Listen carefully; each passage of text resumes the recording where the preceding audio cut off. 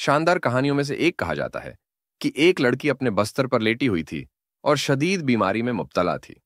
उसने अपनी बड़ी बहन से, जो खड़की के पास मौजूद दरख्त को देख रही थी, पूछा, दरख्त पर कितने पत्ते बाकी हैं?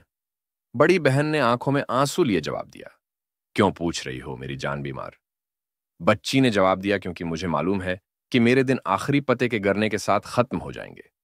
बड़ी बहन ने मुस्कुराते हुए जवाब दिया, तो जब तक वो वक्त नहीं आता, हम अपनी जिंदगी का लुत्फ उठाएंगे और खूबसूरत दिन गुजारेंगे। दिन गुजरते गए और पत्ते गिरते गए और आखिर में एक पत्ता रह गया। बीमार बची उस पत्ते को देखती रही, ये समझते हुए कि जिस दिन ये पत्ता गिरेगा, बीमारी उसकी जिंदगी खत्म कर देगी। खजां खत्म हो गई। उसके बाद सर्दी आई और साल गुजर गया, लेकिन वो पता नहीं गिरा।